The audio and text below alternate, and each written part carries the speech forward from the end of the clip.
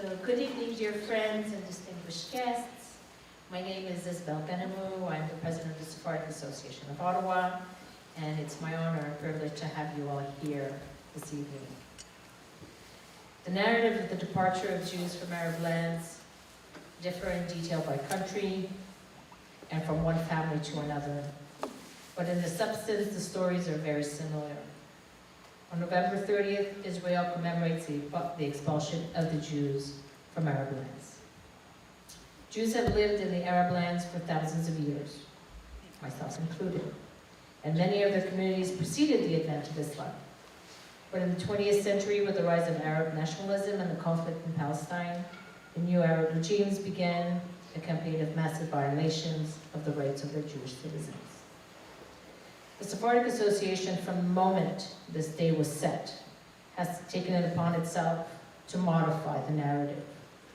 We have included over the years speakers from various Arab countries, heard testimonies from families who have lived the Exodus, my family included, writers, as we are so honored to have here tonight, but we wanted to be first-hand storytellers, so as to ensure that the truth is never forgotten. The world has a distorted view of the Middle East. Unfortunately, it's fueled by media bias, in which Israel is uniquely evil, and all the Arab countries are the sole victims of injustice. More alarmingly, hostilities toward Jews around the world is becoming mainstream, and it is our role to ensure that the rest of the world does not become indifferent. I want to thank the following guests this evening: Mr. Brian Herman from Mainred and Director of Government Relations, Susan Landau from the Zalewitz Center of Jewish Studies, Kara Goodwin, and Sarah Boutin from the Federation, who have always been here to support us, Louis Ratcliffe from the Ottawa Jewish Bulletin. Unfortunately, we have the Israeli Embassy is saying goodbye to their ambassador tonight, so they send their regrets, but would have loved to be here. I want to introduce you to our chair this evening, Mrs. Viviane Ohana Sandler, who has devoted a month in coordinating this event. We thank her so much for her devotion and her dedication to this particular event. So with no further ado, Viviane.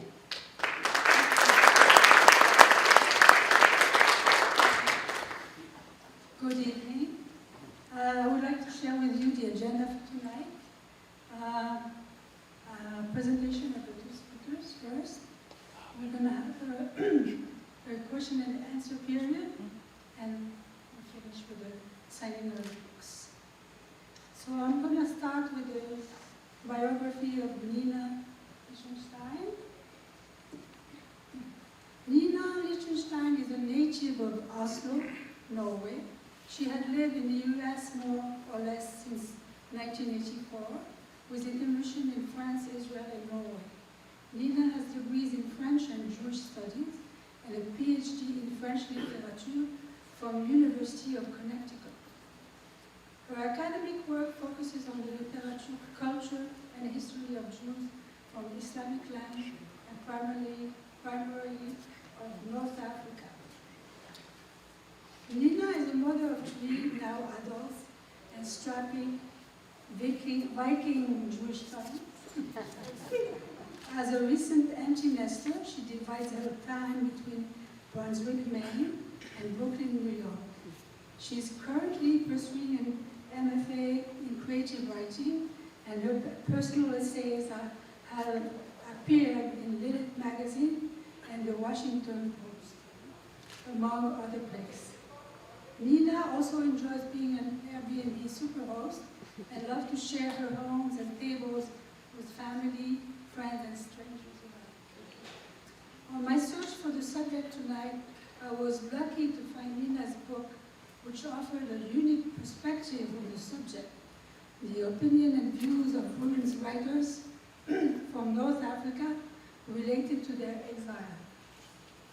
She will tell you how she came about to write this book. She will point out historical background of each country,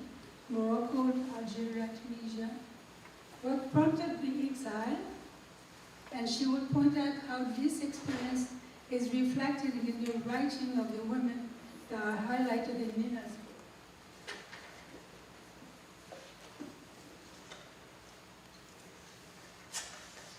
Now I'm going to tell you about Chochana. We're lucky to have Chochana with us tonight, considering her busy, very busy schedule. She just finished presenting a documentary in an international film festival of history in France. The movie is called The Children of Terrorism, the Nazi Shan. Chochana was born in Sfax, Tunisia, in 1959. Her parents were forced to flee Tunisia in 1964. In 1976, she goes to Jerusalem to study mathematics, comes back to France in 1981. In 1986, she publishes her first novel, A Summer in Jerusalem, which received an award, Prix Méditerranée. She is the author of 11 novels, 1 theater play, 5 documentary films, 7 screenplays for movies. Her work focus these days is concentrated on the catastrophe of the Holocaust of the European Jewry in the 20th century, and especially the story of children pursued and killed by Nazi Germany in each movie. In each movie, she highlights the resilience of the victims to survive and bear witness. Tonight, she will talk about the exile from Tunisia and how it affected her at an early age. The struggle of her immediate family trying to fit in a new country, the deceptions, identity crisis, and misconceptions of others towards them, humiliation sometimes. Her writing style is gripping, believe me. Her book, For the Love of the Father, that was recently been published in English, it is the first that we're bringing you tonight, thanks to Nina and Chochana.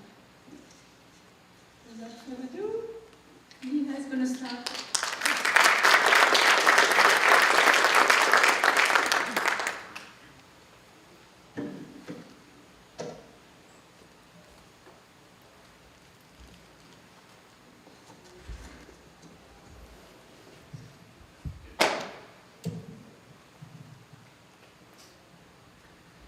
It's the story of my life. I have to make everything taller.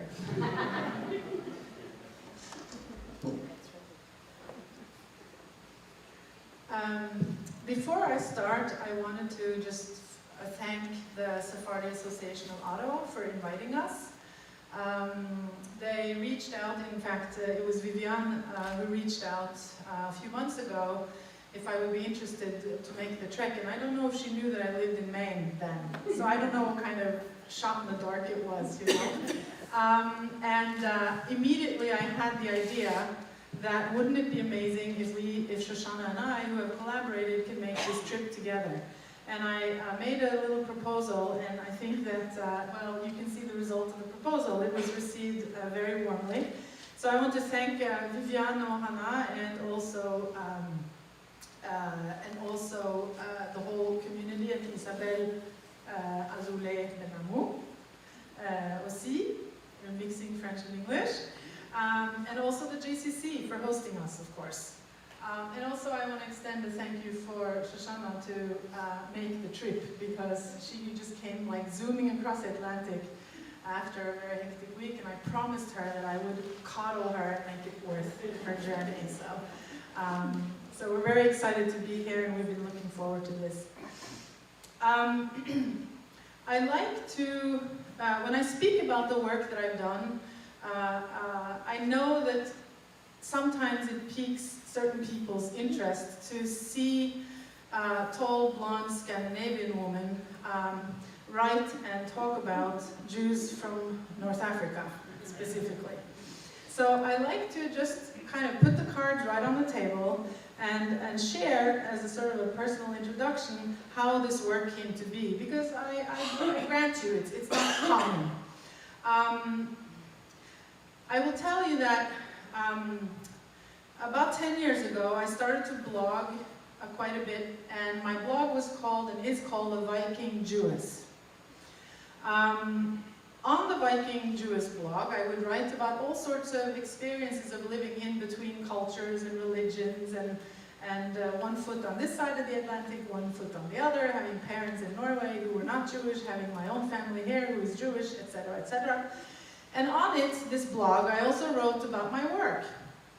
And one day I received a comment on the blog, which comes right into your inbox on the email, and it was a person that was, whose identity was just some sort of, lizard one or something like that.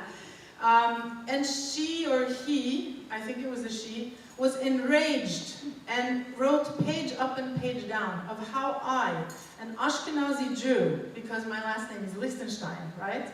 So assumptions were made, right, by this person who accused me of making assumptions about her experience as a Jew from an Arab country, and how I appropriated and how I essentialized her experience and the experience of her people. And it struck me, rather than to pick a fight, right, I thought, isn't it interesting, she's accusing me of essentializing her experience when in fact she's also making all sorts of assumptions about me.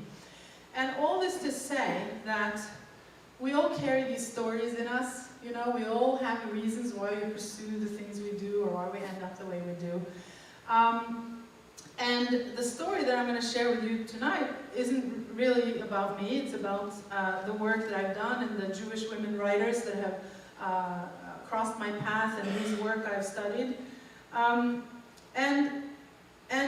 the question is, how did that come to be? So just to give you the framework of the book first, the book that I wrote is a result of my PhD research work. So now that I'm pursuing a career in creative writing, also adding that to the thing, just to complicate the story, we learned that the most important things to bring up first, to let people know first, to not lose people, is the who, the what, the when, the where, and the why, right?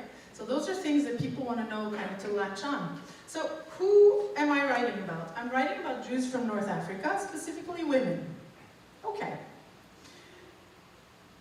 What am I writing about? I'm writing about how they have written these women have written about the experiences of losing North Africa and immigrating to France.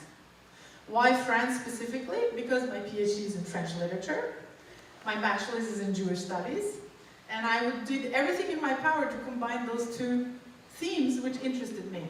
And this was where I discovered a great lack in the scholarship in the institutions where I studied French and Francophone literature.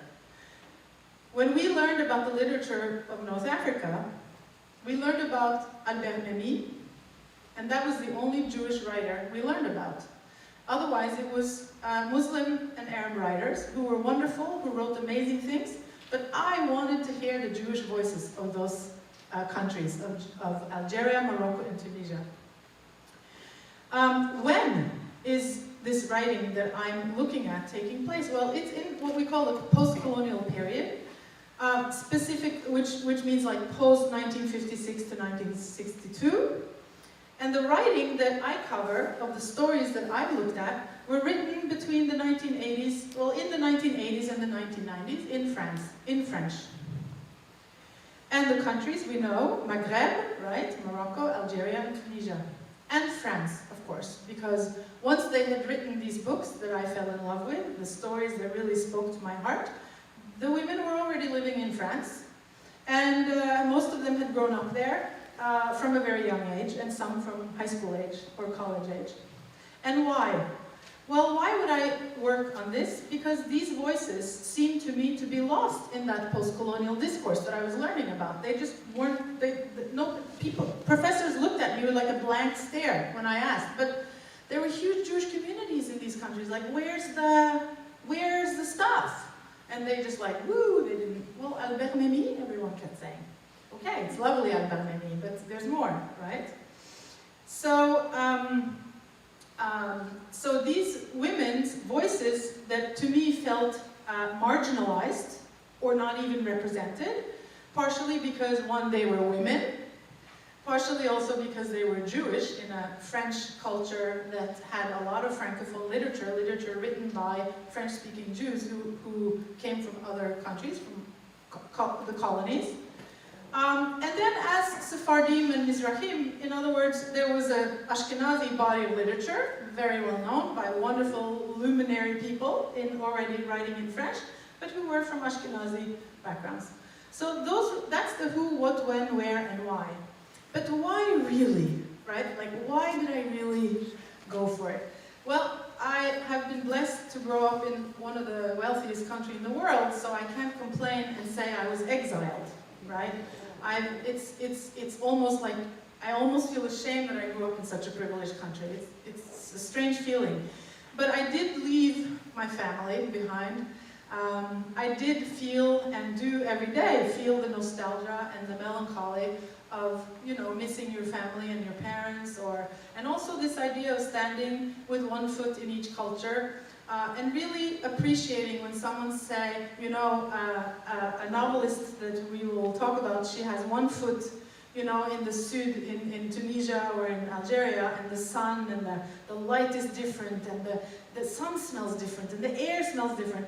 Well, you know, I love the snow and the mountains and the moss, and so these things, this idea of nostalgia and missing, really spoke to me on a very visceral level, and so it was a natural choice for me. Now, the book that I wrote, I'm not a historian by training. I was trained in literary criticism. So the historical context that I have put in the first part of my book is divided into three sort of sections. It's the historical context that I wanted to give of the Jews in North Africa in order to sort of really, okay, if they lost their homeland through forced, or perhaps someone would argue in Morocco, chosen departure, what was it that was lost, right? In order to know and to write about the loss and the experience of the loss, I needed to know, well, talk to me about everything that was lost. Like, what are we talking? How far does this go back? So that's the historical context I'm putting, and for those of you who know it, wonderful, it'll be a great review. And for those of you who could use a little polishing up on, you know, what were the movements of the waves, if you will, of Jews who came to Morocco, Algeria, and Tunisia through the centuries, through the millennia. That's a place for that. Excuse me.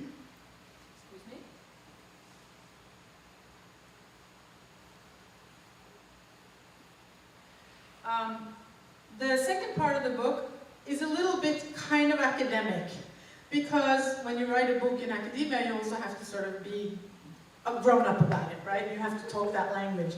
So that's called literary considerations.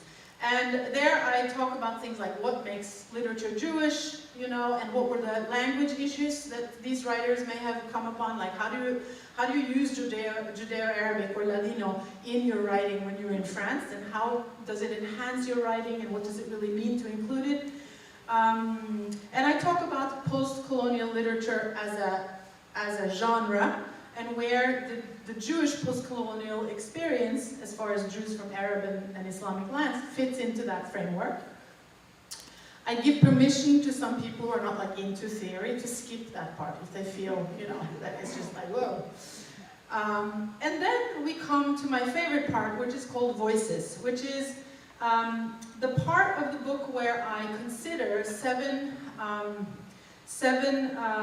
Jewish women writers who all were born in North Africa, Tunisia, Morocco, and Algeria, and who came to France, and we'll talk about them a little bit later.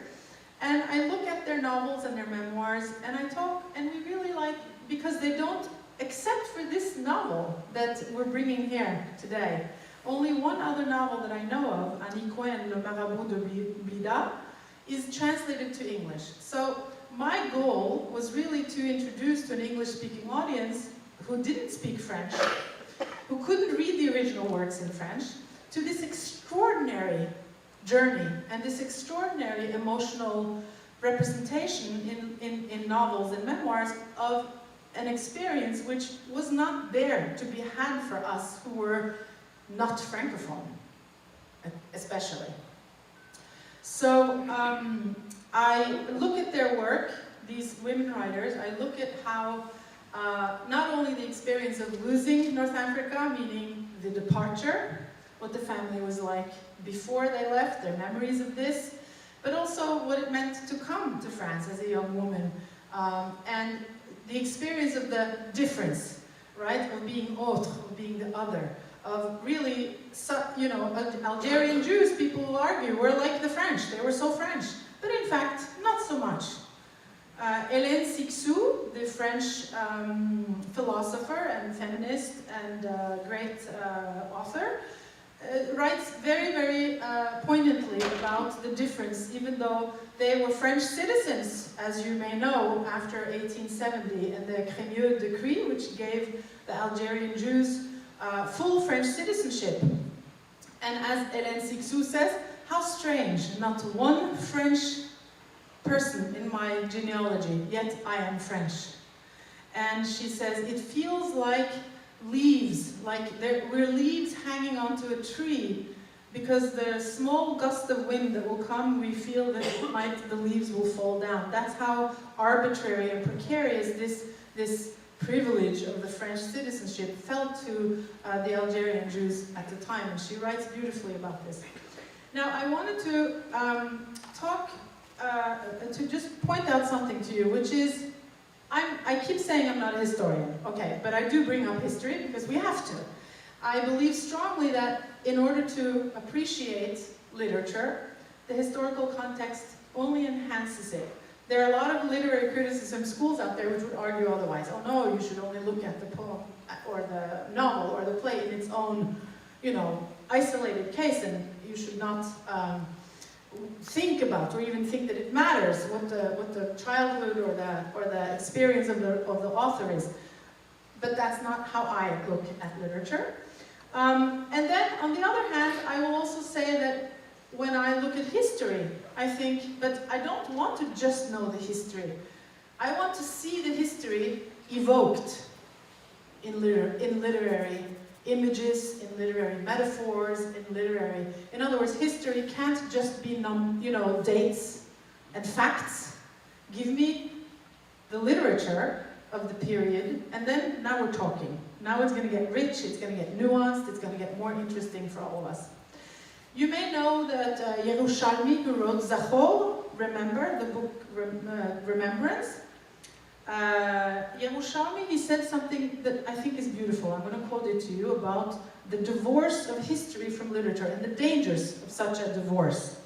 You know, you have historians who just like are really on the paradigm of, you know, that and you have literary people who just like don't care about history. So listen to this. He says, the divorce of history from literature has been as calamitous for Jews as for the general, has been as calamitous for Jewish as for general historical writing.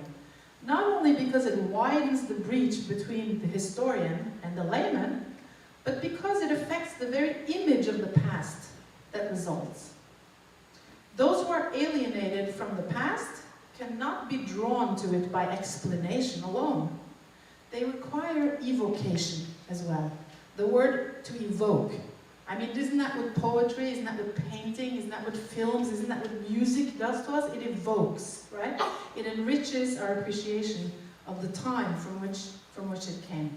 So that's the three parts of the book. It's the historical context, there are some literary considerations, little theory for you there, and then we go into the voices of the writers. Now, in terms of the historical points, you know, if we had all evening, we could like go on and go on, but I'll just give like a really compressed thing just in case there's someone here who wants a reminder. But in terms of Jewish presence in North Africa, we're talking the first sort of recorded presence from 721 before the Common Era. That's a long time ago. That's like practically 2,800 years ago, right?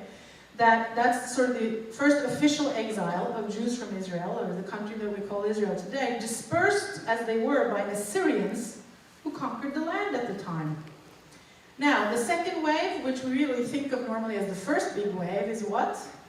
The destruction of the first temple, right, in 586 by the Babylonians.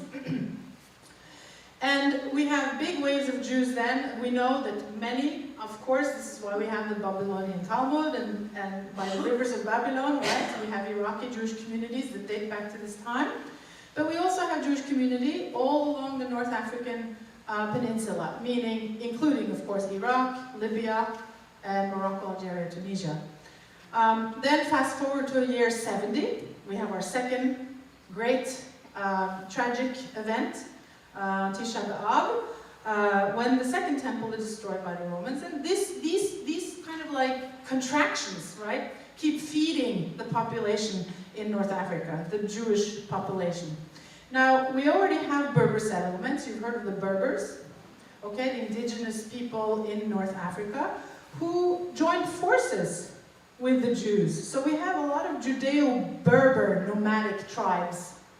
You go today to Morocco, and many Berbers are very, well, first of all, they'll be glad to admit that they have Jewish blood, much before they're glad to admit that they have Islamic or Arab blood, okay? That's just their, so there's that. Now we come to this time in history where we have the Arab conquest. So we're still just in like around 642 to year 900 Common Era. We have the Arab conquest of the Maghreb. And we know that Jews and Berbers actually joined forces to fight the Arabization and the Islamization of North Africa.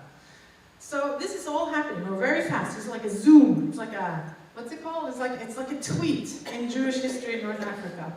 And many of you may know the history and the story of the sort of mythical story of the queen, the warrior queen, the Chochana, right? Which comes from this Jewish-Berber collaboration, and it's a very rich part of the mythology of their fight. In the 1200s, we had the Almohads who came to North Africa and really dealt a violent blow to not only the Jews, but the Berbers and the Christians in the area. It was a radical way to now perceive Islam. And this meant that the Jewish culture sort of like went underground. So we don't have much in terms of archives, in terms of knowledge, in terms of things that are left that we can base our ideas about what Jewish life was from that period. And then, of course, what comes next, 1482, 1496, right, the Inquisition, Queen Isabelle and Ferdinand, King Ferdinand. And this was the big push of then the Jews that really carry the name Sephardi, right, from Spain. These are Jews from the Iberian Peninsula. Until then, the majority of the Jews in North Africa did not come from the Iberian Peninsula. They were not Sephardim, really. I mean, they were indigenous Jews to North Africa. They hadn't, their journey and their family's heritage had not gone via the Iberian Peninsula. So we have this that's happening around that time. The Megorashim, the expelled Jews from Spain, came and sort of joined forces with the indigenous Jews, the Toshavim. Also cultural clashes, right? You're talking, even within, we have the cultural clashes.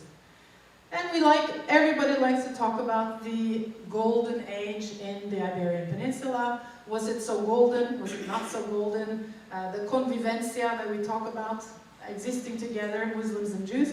Yes, it happened, but it also didn't bring happy results all the time. All this to say is that we cannot ignore that the history is complex, that there are many nuances, and that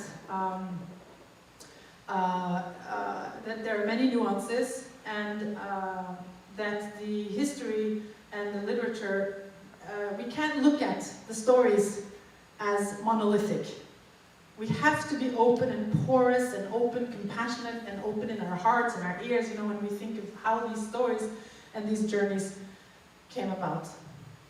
Many of you may also know of the term dhimmi, right? Dhimmitude. This is the way that Jews in North Africa, and Christians too, by the way, were protected but inferior to the Muslims. And this made it so that the Jews in North Africa kind of lived between a rock and a hard place once the French came. How so? Well, because until French entered North Africa, which, by the way, officially was in 1912 in Morocco, and in 1830 in Algeria, and 1881 in Tunisia, there was a very sort of clear definition between Jews and Muslims, because Jews were dhimmi, and there was dhimmitud, and you had to pay jizya, a special tax, which protected your people, but also made sure that you knew all along that you were not superior, right? When the French came to the region, they overnight annulled the idea of dhimmitud.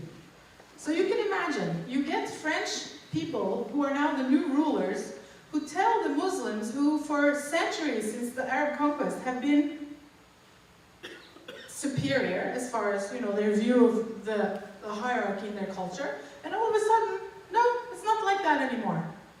So you can imagine how this makes a disequilibrium in the culture and among people, with very not favorable results often. And again, you can read about this in beautiful many places. I also evoke more of this from real memories from people that I quote and whose stories I read and that I share in the book. And it's very moving to hear how that reversal, if you want, of fortune and of status wreaked havoc on a balance that had, you know, yeah, it's not ideal. Who likes to be inferior? Who likes to pay a jizya tax to be protected? But at least it had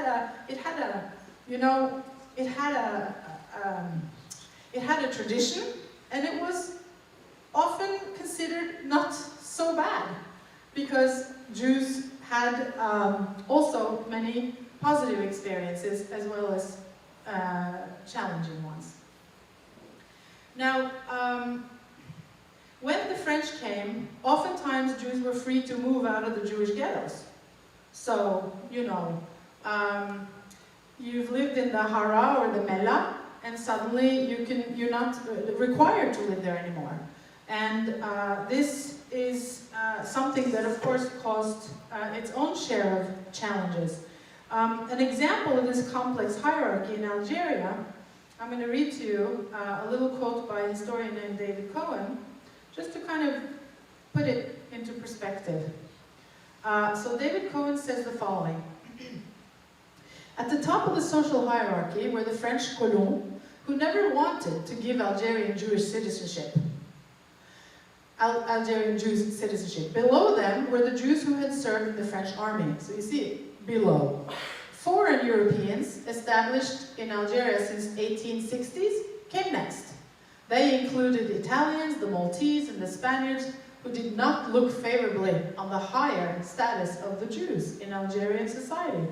Finally, at the bottom of the social ladder, imagine that, at the bottom of the social ladder were the Arabs, who did not understand how Jews, who were dhimmi, could attain a social status higher than theirs. Ironically, this meant that Jewish success led to political, administrative, and economic anti-Semitism. So this is just a taste to imagine how things, with the introduction of the French, sort of shifts things around and complicates matters.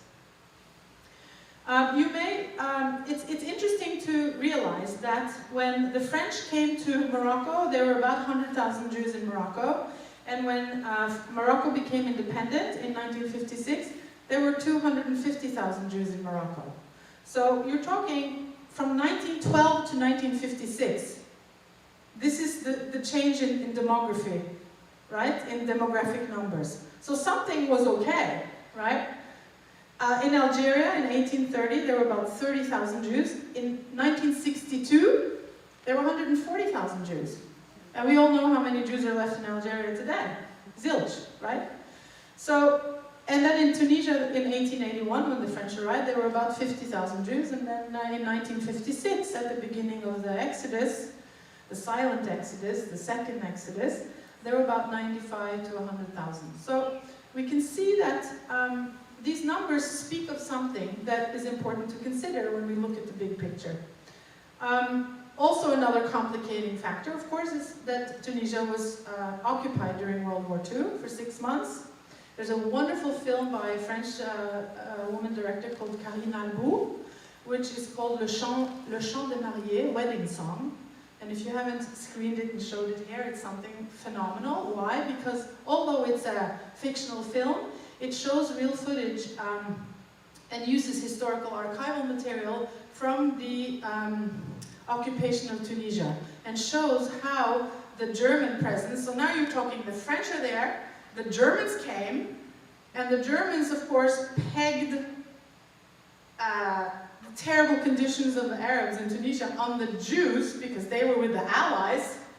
And so the film shows this lovely young two girls who lived in the same riad, in the same house, in the same sort of courtyard, how this German presence entered and separated them because they were, the Muslim girl was brainwashed by her boyfriend who joined the Germans because he was unemployed and needed work, and they gave him an opportunity. And he knew he couldn't propose to the Muslim girl, to his girlfriend, unless he had a job. So for him, it was a no-brainer.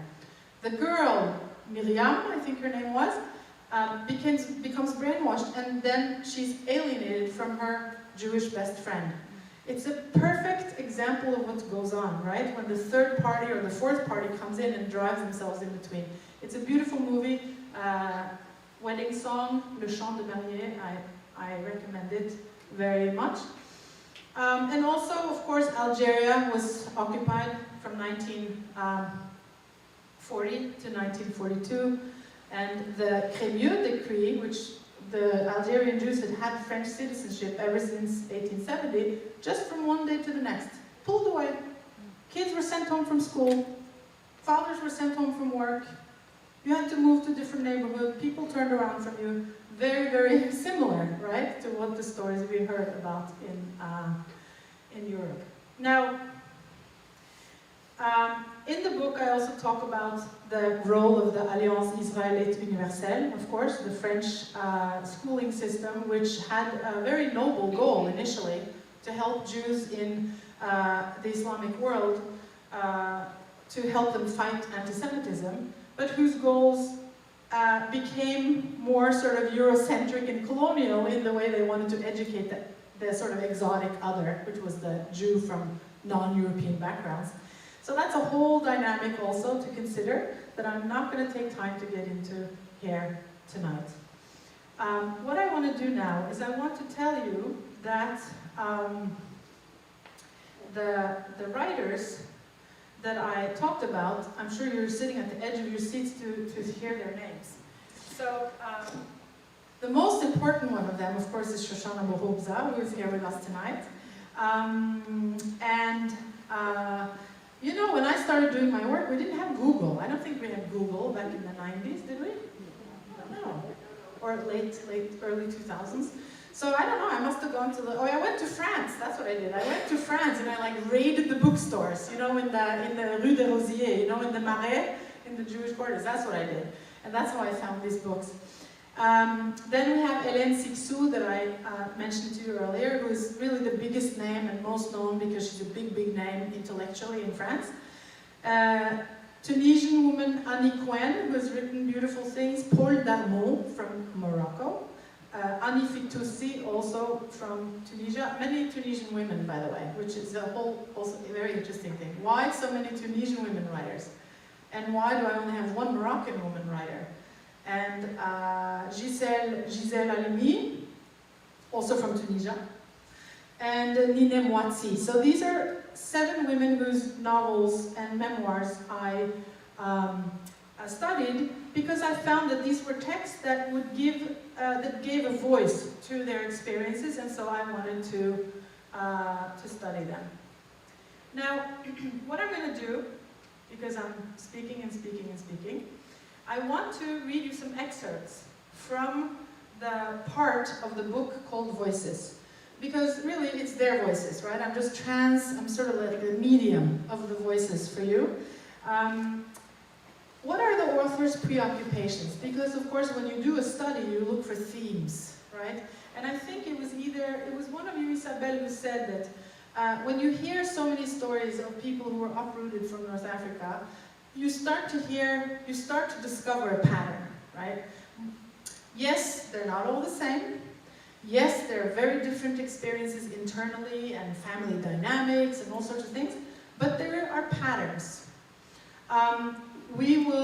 When you read books, and those of you who have read stories or watched testimonies, for example, video archives of Sephardi people from Iraq, or Jews from Syria or Libya, the stories, it sort of is the same what happens, you know? It's a crazy thing. If you have watched Survivor from the Holocaust testimonies, and some people may see in the beginning, you listen and you go, this is impossible. I don't believe that this could have happened to people. No, they're making it up.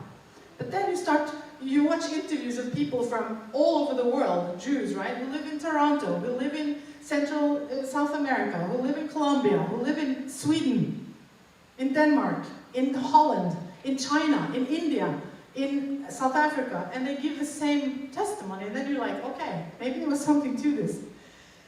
One of the research projects that I did is that I spent at the Holocaust Memorial Museum in Washington, D.C. I had a one-week stage there to learn about Sephardic Jews in the Holocaust. It was extraordinary. And I started to search is it the Spielberg archives, you know, all his interviews.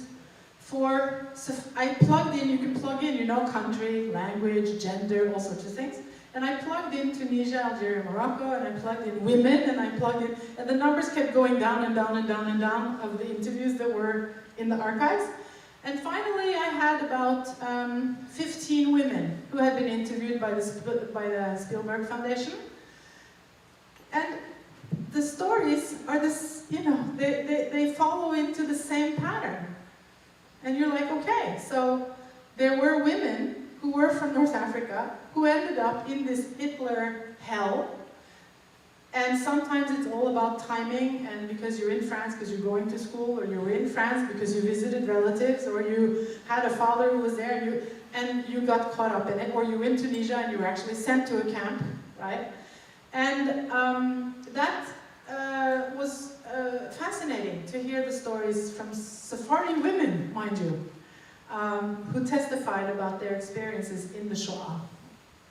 Anyway, the stories that the authors in my books are about really leaving North Africa, arriving in France, and the pains and the joys and the quirky things that happen when young women coming of age have to adapt to new cultures, new friends, new schools, new neighborhoods, etc., and to watch their parents adapt. One thing is when you're 18 or you're 13 or you're 9. Another thing is when your parents or your grandparents go through these changes. So that is a big part of what you will see when you read about the voices and the stories that come out. Belonging. Neither belonging here nor there. Feeling conflicted about going back, not going back. Being able to go back. You know, if you're from Morocco, you can go back. If you're from Tunisia, you can go back, but when you go back, someone else lives in your house. And the cemetery is razed to the ground, and you can't visit anymore. If you're from Algeria, you just don't go back, right? So there's these levels of this mourning, really. It's a work of grief, sometimes, that we read. Sometimes it's liberation from the patriarchy of the traditional society that they came from, right? That's part of it too, because women were more liberated in France, and that was an experience that many of them will write about. And then we have the role of the mother, the role of the grandmother, heritage, roots, loss of North Africa, tradition versus modernity. This is common tropes for young women coming of age, no matter where you're from, perhaps. And then also, of course, the meeting of the Sephardi Mizrahi, the Sephardi North African Jews with the Ashkenazi population in France. Remember, I speak specifically about the French experience here. So you have a Jewish community in France which has been decimated with the Shoah. Jews in France were, you know, had pulled inwards, had become smaller. And then arrives these North African Jews who to them were just like a blood transfusion, a fresh blood transfusion that offered really a much needed sort of a boost to their community. Now, Nina Moiti writes beautifully. She's pregnant. This is a novel that she's written, and the heroine in the novel is pregnant, but her mother, her Tunisian mother, has just died. They're in France, and she says this. Well, I say first, just as the narrator promises to continue the legacy of her mother's Judeo-Arabic heritage, filled with ancient superstitions, culinary specialties, unique spices and fragrances, she also expresses her feelings of nostalgia for her mother's culture during her pregnancy in Paris. Since there's nobody to offer any of its comforting elements, to satisfy this wash. I do pretty good for Norwegian, but she goes to Belleville. She goes to Belleville, the Paris suburb where a large Jewish Tunisian population had settled and created their own more intimate ghetto feeling in the 1960s and 70s, reminiscent of the Tunisian Hara, the ghetto in Tunis. Everything is there, she said, the accent, the curves, the gestures, the familiarity. I would kiss them, she says.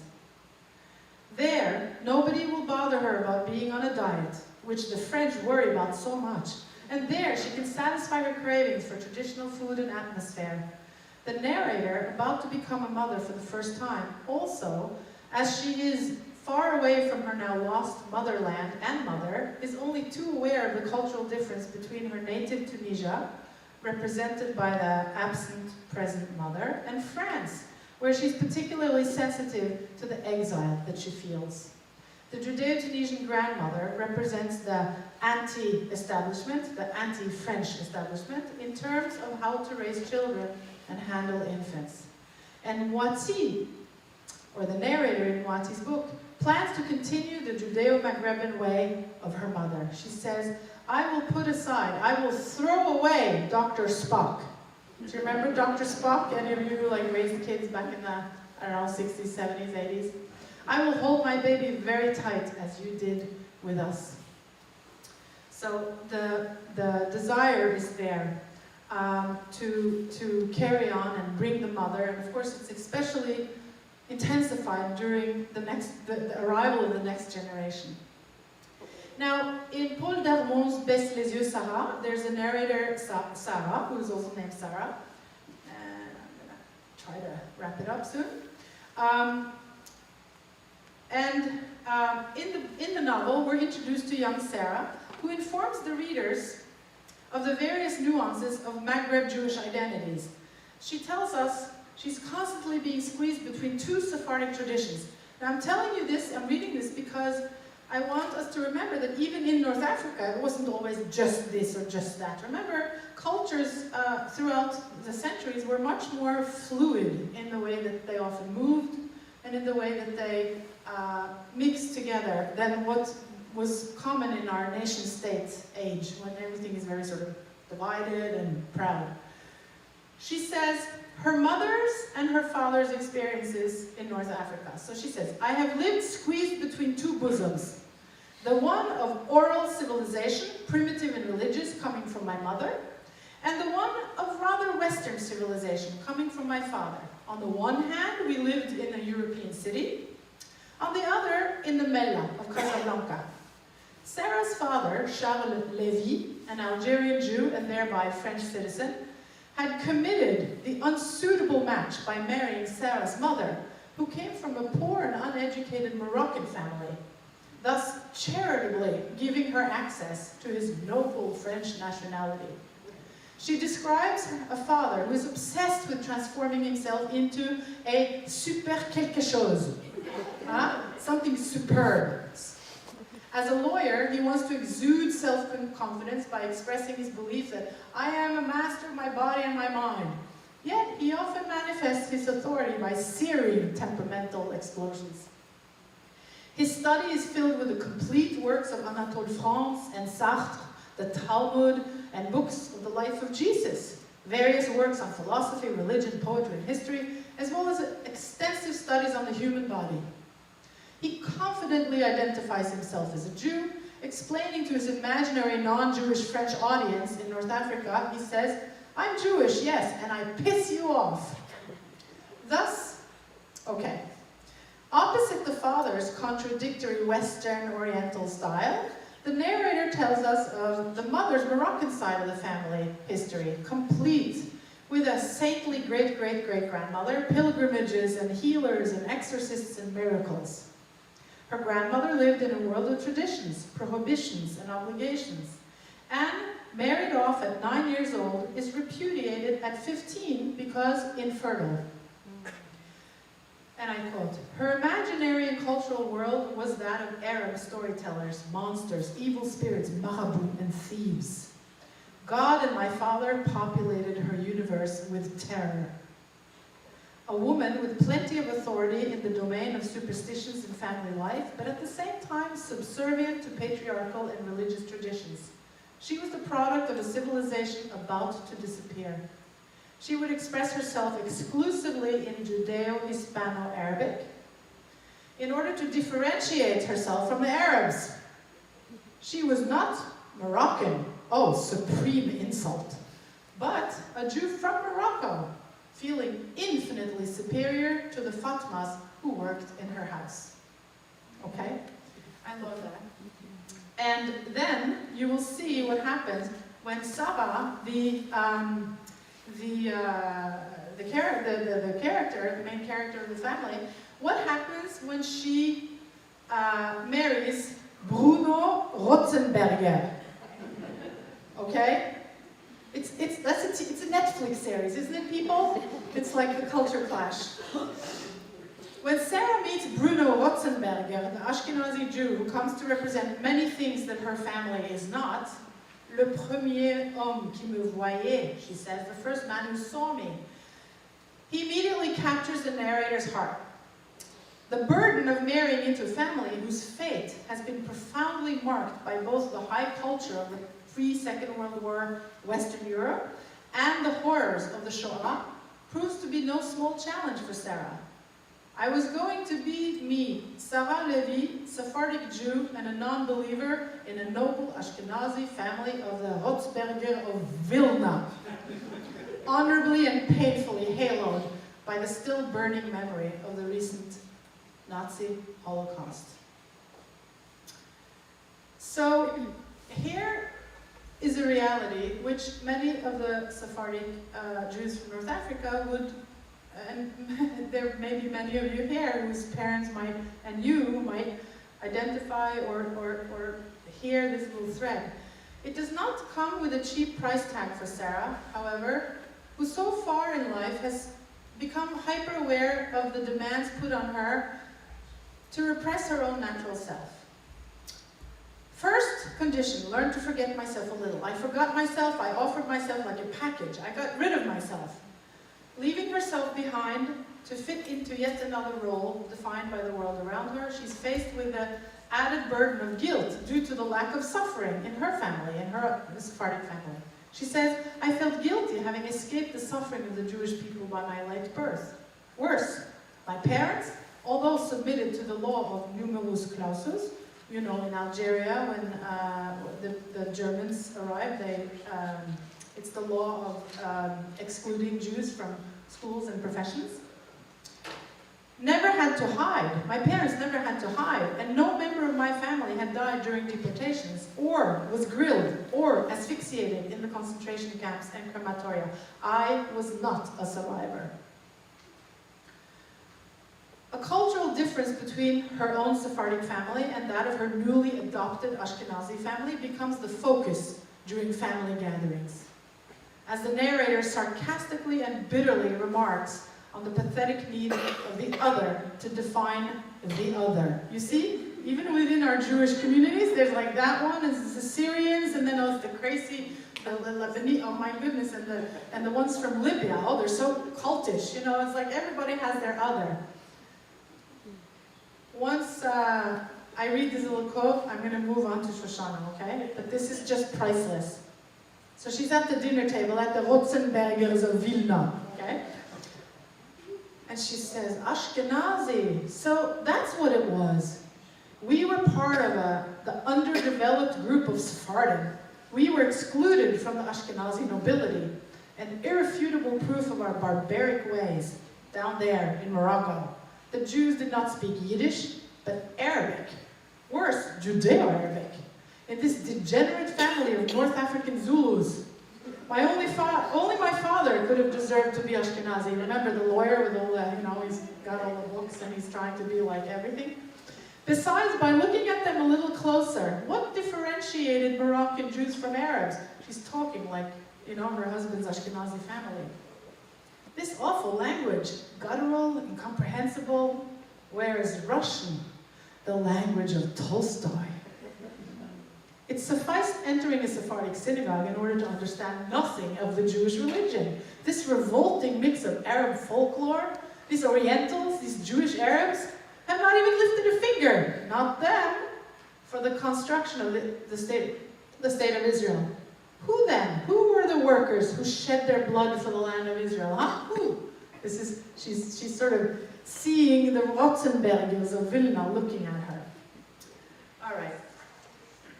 That was a lot, and I'm going to end by telling you what Albert Memmi, the one male writer that I learned about first, has said about this idea of fiction and reality, or fiction and non-fiction. And when we write novels, or when we write memoir, what's really true and what's really fiction, right? We always wonder, where did the author get all this stuff from? And if they're writing a memoir, we're always like, really? Did all that happen? Or are they imagining things? And I always thought how fascinating, he said, that, when you write a novel or a piece of fiction, you imagine things. It's a wonderful thing. But when your imagination runs empty, what do? You need material. You pick from life, right? You pick from life. And when you write a memoir or an autobiography, you stick to the details, right? You really want to be true as your memory serves you. But as we all know, memory is a very fallible thing. And sometimes your memory fills in the gaps a little bit creatively to make the story cohesive for you. Of course, if there are any psychoanalysts in the room, they'll love that one, because we all know that we make stories for ourselves. The last thing I'm going to share with you in English is my favorite passage from Chochana Boukhobza's novel, Pour l'amour du père, or For the Love of the Father, that is so fresh, hot off the press, that you're the first people to see it in the flesh. And when I'm done with that, we're going to hand over the microphone to Chochana, who wrote these words. And I want you to think about this Memmi idea that I just evoked about, when we write fiction, where does it all come from? When we write memoir, how does it all stick together? And every time I read this story, this just opening of chapter 7, I get goosebumps and I get all like gougie, but it's beautiful. And it's about the departure from Tunisia, which is exactly why we're here, to commemorate on November 30th, the Jewish refugees from Arab and Islamic lands all over the world. So I thought this was a beautiful place for me to end. The boat was supposed to depart the port in the afternoon. At noon, the passengers began to arrive. By the tens, by the hundreds, families emerged from the city, coming out of all the alleys, weighted down by suitcases, carts, children. They gathered to form lines in front of the customs officials. The father said that God should be with us, provided that they would let us pass. Alice, the heroine of this novel, gazed at her father. She's a little girl at this point in the novel. It's a flashback. He was staring at the men in green uniforms, wearing caps with yellow trim, who had arranged rows of tables in order to open and search the baggage. The drama of exile began there, with these men who stuck their hands into people's clothing, who lifted panties, dresses, pants, examined toys, books, all the trinkets we did not have the heart to leave behind, sell, or throw out, before they would search the bodies. They were looking for gold, People were welcome to leave, but the goal was to stay in the country. They said it arrogantly to people, leave your gold. People swore they didn't have any, only clothing, blankets, some provisions. The customs officer retorted, what have you done with your jewelry? What jewelry, the women cried in unison, and they stretched out their hands and arms to show their necks. We sold our jewelry in order to pay for the cost of the departure, the papers, the passports. The customs officers began to feel the seams of the clothing, loosen the heels of shoes, and break the locks of suitcases. They found, or they did not find. More often, they would find. And this, they said, what do you call this? When it was father's turn, they said to him, so you pretend you have nothing, and how exactly are you going to live in France with all these children? Father swore to God he was poor. He said he was going to work, that he was counting on friends. He negotiated for a long time. The customs officer stared at the wedding band on father's finger without listening. He oogled and repeated, so you're a widower, huh? You're a widower. Father understood. He let the ring glide into the outstretched palm. Alice watched the ring roll into the depth of a pocket, the sudden dance of stamps on passports. Around them were cries and tears, entire families stripped, women gasped as men clenched their teeth. They climbed the footbridge of the boat in anger, despair, and powerlessness. They piled up in a corner of the deck and they watched the commotion below, the war between the customs officers and the travelers. It lasted for hours. The departure was set for the beginning of the afternoon. At dusk, there were still families waiting to pass through the customs post. Suddenly, the port became empty and silent. A siren sounded. The docking chains fell, scraping the dock, splashing the surface of the water, then the side of the steamship. We're leaving, somebody yelled. At the same moment, a jolt shook the Ville de Tunis. We're leaving, we're leaving. The word spread from group to group as the ship left the dock. The land, Tunisia. It was done. It began. Thank you.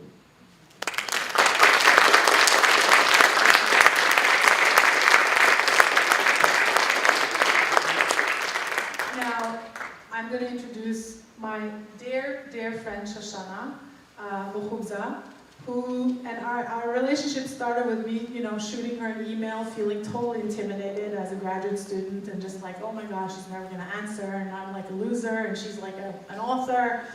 And then here we are, about, I would say, 15 years later, right? And we've developed a very dear friendship, and she has inspired me in ways that I cannot begin to count. And translating her work has been a true privilege, and it's my honor to introduce Chochana Boukhobza.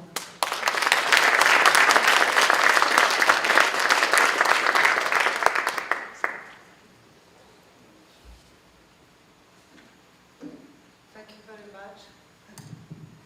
Thank you very much, Nina.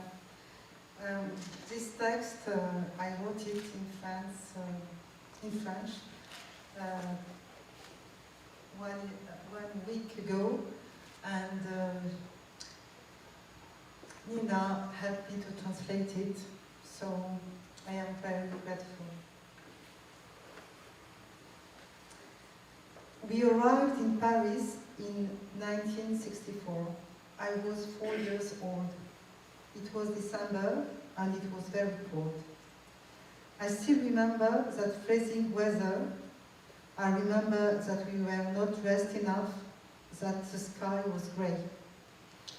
I remember also that our suitcases were filled with dozens of sweaters, as if my mother was going to open a store in France. Sweaters that we will never wear, because it was impossible. Then my mother disappeared, leaving me in Paris with my father. Of course, I was told that she had to leave to pick up my grandparents and sister in Tunisia, but I don't think I understood her living. How long did my mother stay away? I don't know. A month, 2 weeks, more, less. This memory in the tunnel of time looks like a particle of dust. It may seem insignificant, and yet it symbolizes all that Jewish families have suffered when they leave a country in a hurry. We split in two like the rivers until we finally join each other again. But there are those who have been separate for years, those who have chosen to send their children away with the Aliyat Noir in Israel, those who have sent their children to boarding school in France. Because they thought we must protect the children. When everything will be better, when everything will be fine, we will find each other again. Not to mention the old people. We took my grandparents with us, but the old people who didn't have any children. Those old people remained in Tunisia, guardians of abandoned cemeteries and synagogues. Later, when I started working on Eastern Europe, I found this scenario played again and again. During the Shoah, I found it again in Morocco, in all the countries where Jews lived. And I can say, yes, I can say it. If in Eastern Europe, the 20th century is for the Jews the century of their annihilation, for the countries of the Maghreb and the Mashrek, it is a century of their great dispersion. And deep down, that's what has allowed us to hold on. We are like dandelions. We go with the wind to plant ourselves in 1,001 countries. We go and we bloom again. We go and we multiply. Yes, we find the path of life every time. That the one that, despite the loss, the ruin, allows us to recreate our families. So, exile is first the shock of the cold, then the shock of separation, then finally, like the icing on a cake, the shock of oblivion.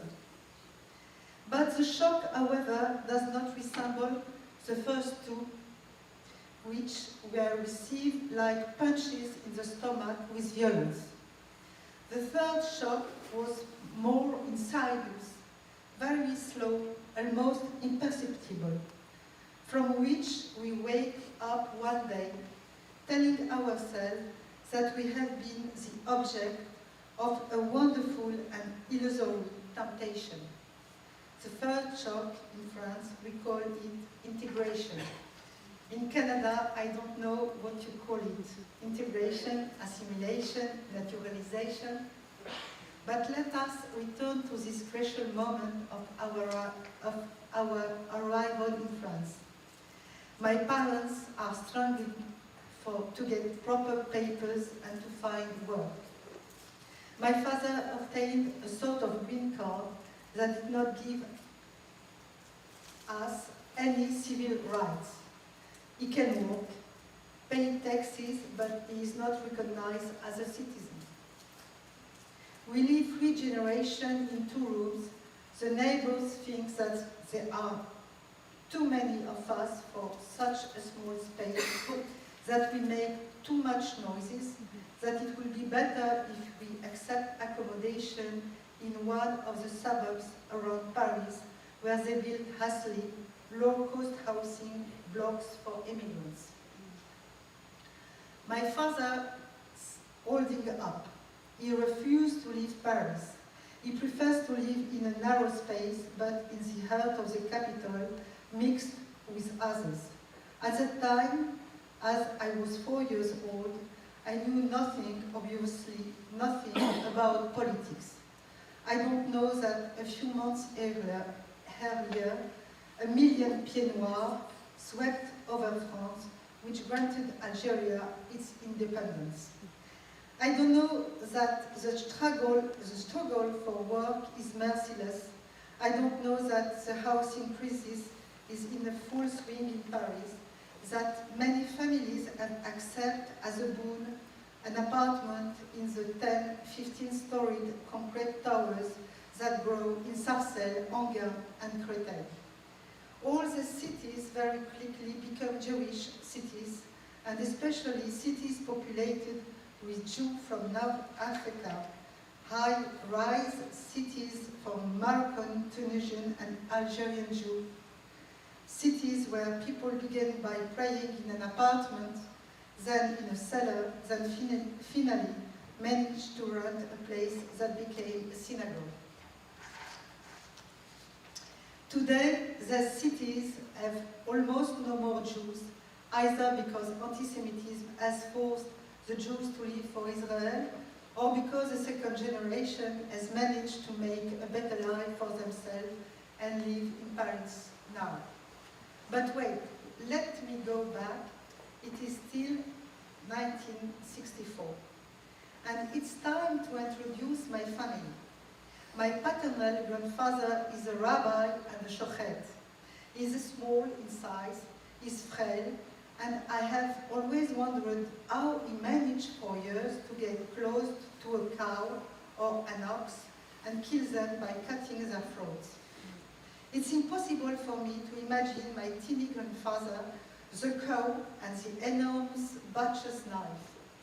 The extra long fingernail on his little finger, so he could check the sharpness of the knife so that the animal would not suffer. The cow is more powerful and bigger than my grandfather. Until his arrival in Paris, he wore a red caboose on his head, a brown djellaba, and a sarwal decorated with a black braid as a sign of mourning for the Korban Bet HaMikdash, the destruction of the temple in Jerusalem.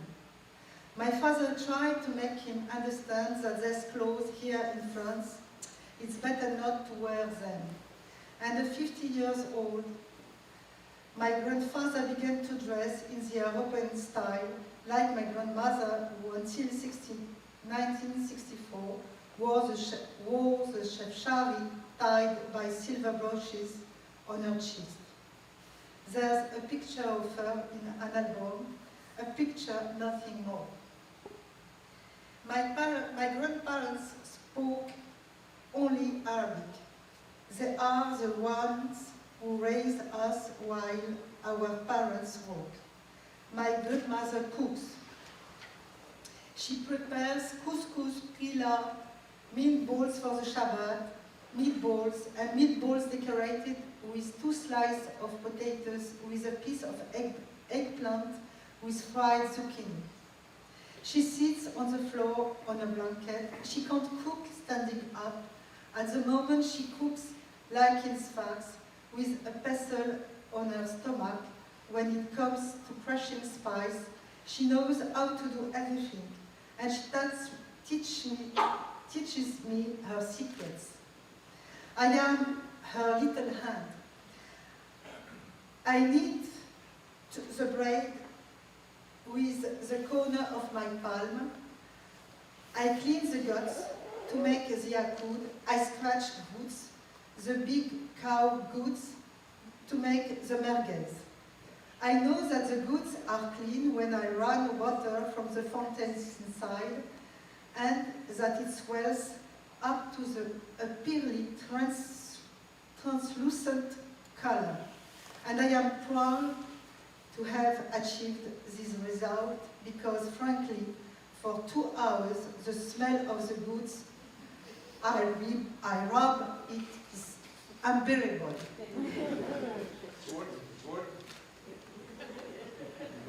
I'm sorry for my accent, yes? Goods. I also crush the peppers when my grandmother decided to prepare the harissa. I have burning eyes, burning nose, burning throat. She says to me, "It's very good for your health, chili paper. It cleans everything. Keep going. Don't stop. We have to finish this big bag of a size, everything will be round." And I love her presence because my grandmother is a storyteller. She tells extraordinary stories. She makes me laugh. She dazzles me. All these Judeo-Arabic stories, the story of the Shah, the village idiot, who never does things the way they should be done, who does everything backwards, who confuse is left here and is right here, who brings wood into his clothes, but runs a camel to carry a needle box. What did that mean? What was the touchings of their stories? There was no camel in France. There was no wood to bring back. Needles, yes, there were some, but a camel. My grandmother knows how to create suspense. She knows how to keep quiet and save the surprise effects. And to listen to their stories, I am ready to scratch guts despite their stench. I am ready to crush red papers, ready to clean the flaky guts. Also ready to keep elbows to the body, arms raised, surrounded by wool. Because you remember those suitcases full of sweaters. My mother had them knitted by a neighbor in Tunisia for months, and in the evening the whole family gathers to unravel them. Why? Why? Aha. Months go by. 2-4 years maybe. We still live in a tiny apartment, but we no longer chat in Arabic with my grandparents. We only speak to them in French now, even if it means repeating the same word, the same sentences 10 times.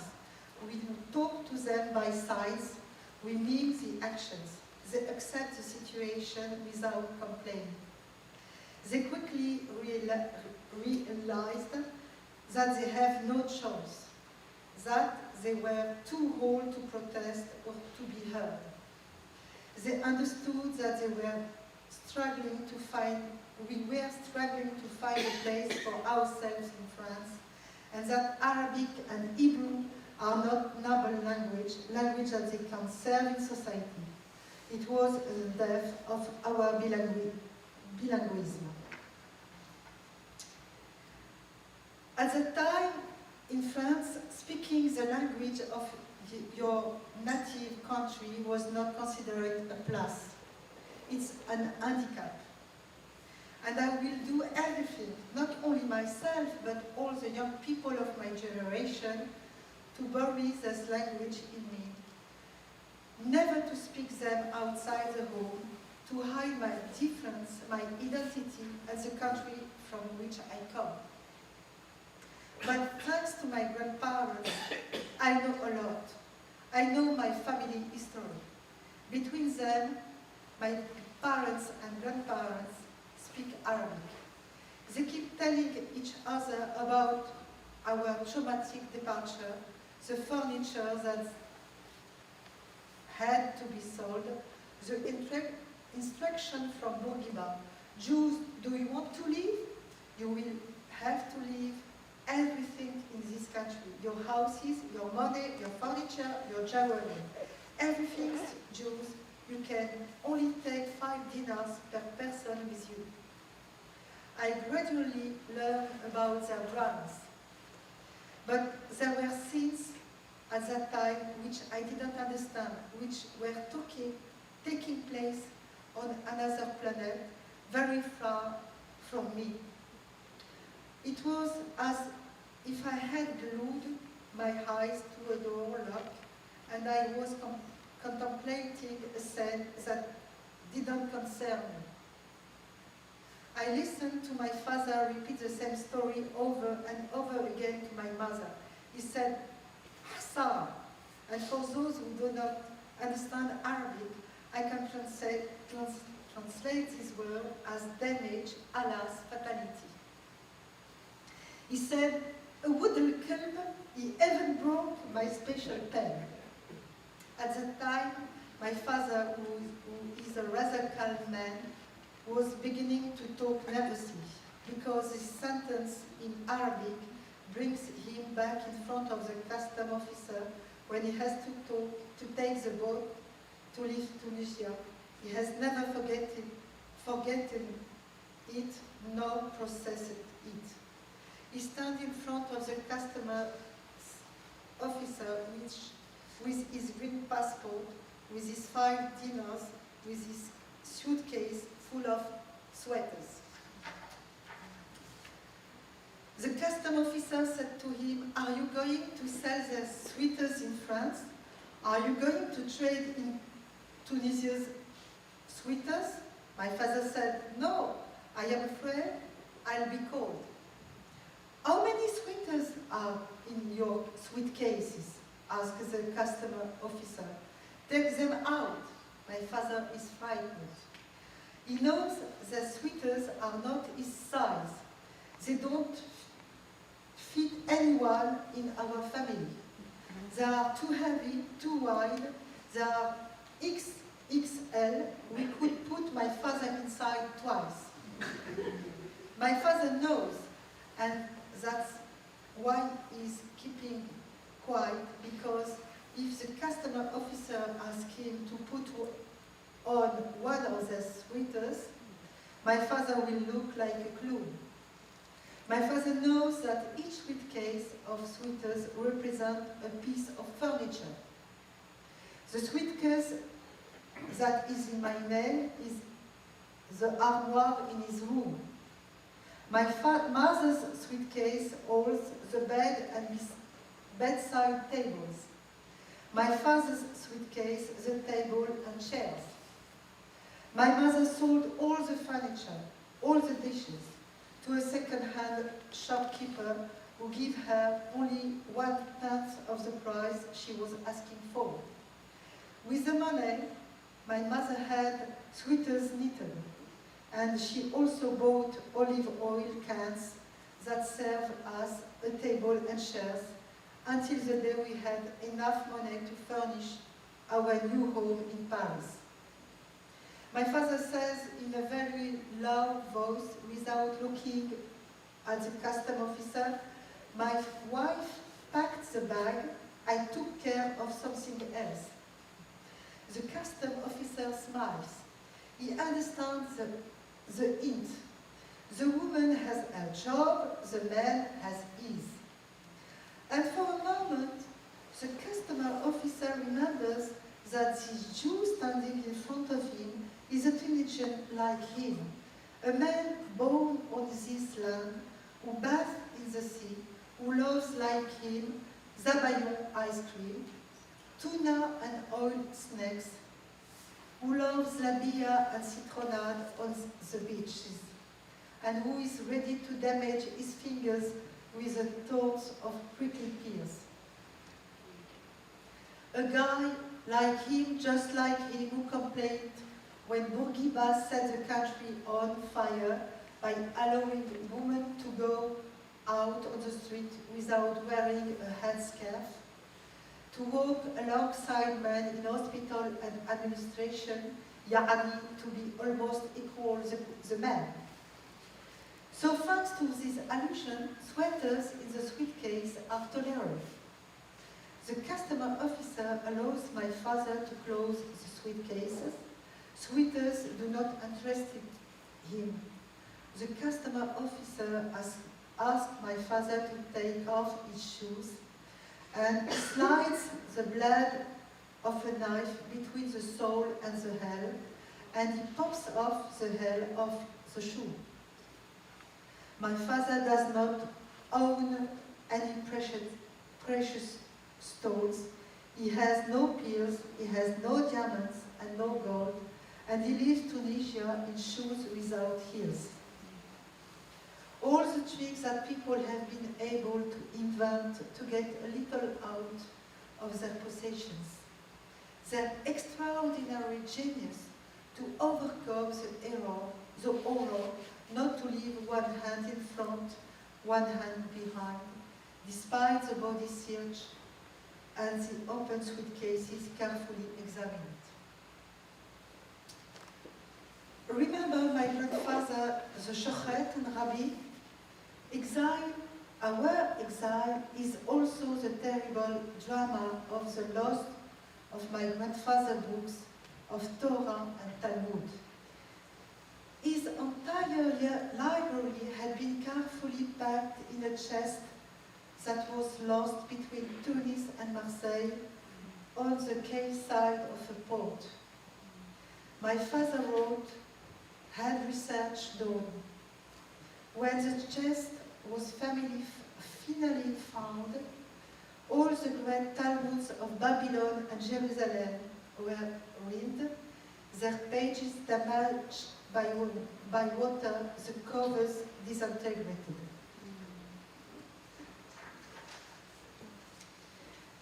An invaluable loss.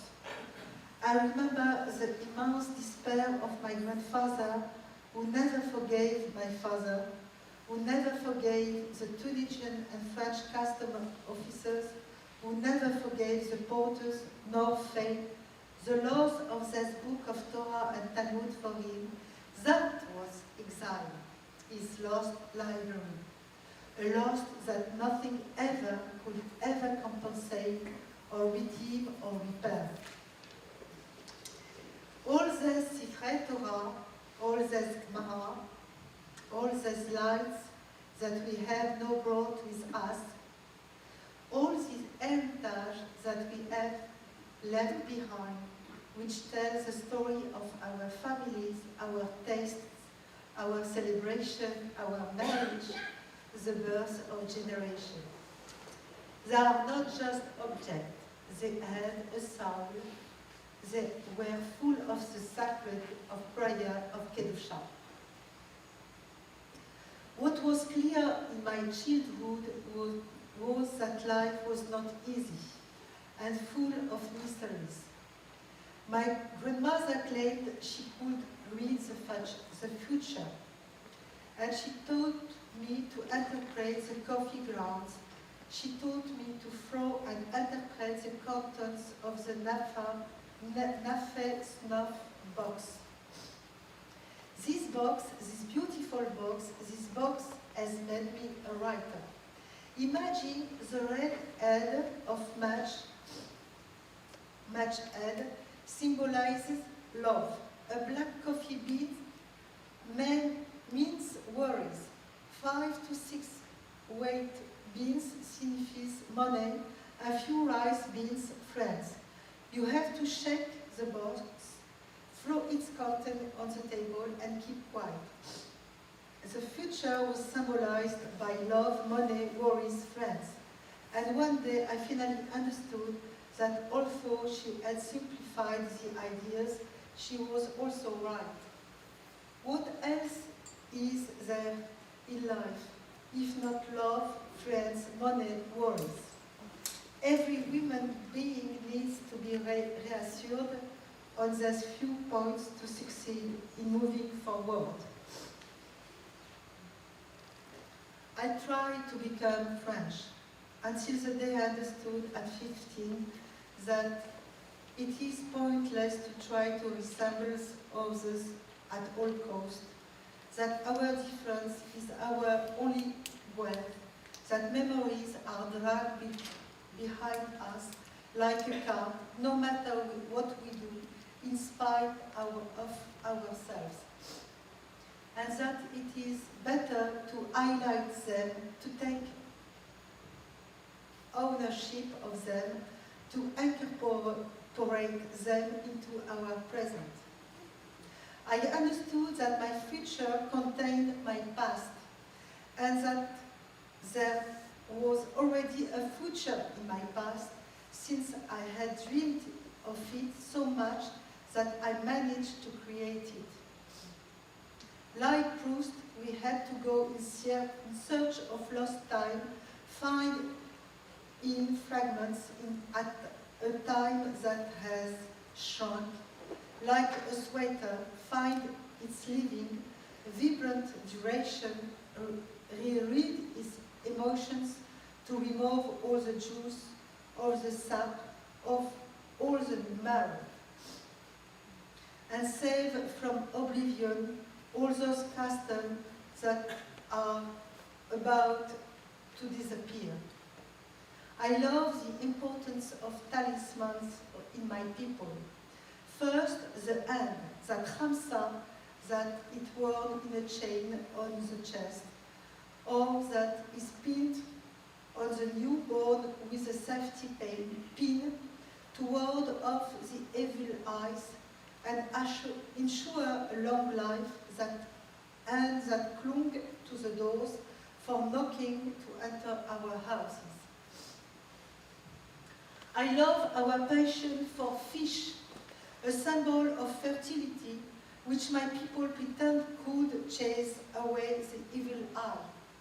Tunisian women, the smart little girls, like to slip into the conversation with Phineas, of course, that they have eaten a superb fish just in case a jealous woman would want to hurt them. And on the night of the wedding, imagine at some point the woman stopped dancing because we bring a tray of fresh fish, and the bride has to walk towards the tray, step over it, and come back and sit down. I could never learn the purpose of this maneuver and why a girl dressed in gold coins, dressed in silk and gauze, needs to take this big step over the writhing fish, to overcome future possible problems, to prove that she is able to cross the sea in case of possible trouble, to show everyone that the dress and jewelry are ephemeral and that the evil eyes crawls on the ground. All these questions and no answers. I adore the custom of the bride's basket offered by the beloved and containing 7 pairs of shoes, 7 dresses and 7 gold bracelets, the hen stuffed with an egg and draped with a white veil that is present before the bride. I want to remember Seudat Yitro, the boys' festival where my mother bakes little cakes, almond cigar, dabla, which she served us in dinners, but the girls were not forgotten. They had their own party, Rosh Chodesh El Bonnet. The 6th evening of Hanukkah, celebrated by Manikoti Ayoyo. I love the shisha so much that we're preparing the first one from Nissan. I never knew the recipe. I only know that my mother secretly mixed several flours, chickpeas, beans and wheat, pour them into a dish. We wet them with olive oil, decorated them with dates, almonds, hazelnuts and candies. Then the head of the family takes the key to the house, shakes the shisha, and all the family's members plunge their index fingers into the mixture while the mother wets the fingers with olive. And we all sing, بالمفتاح وبلا مفتاح حلينا يا ربي الفتاح حلينا يا مولانا نيسان حل البيبنا يا نيسان حملة أملة الكسانة, which mean with a key or without a key, open to us, my God, prosperity, open to us, Lord Nissan, our doors. Oh Nissan, fill our glasses. Tonight I say to you, Ottawa, Emla El Kisana, Ottawa, fill our glasses.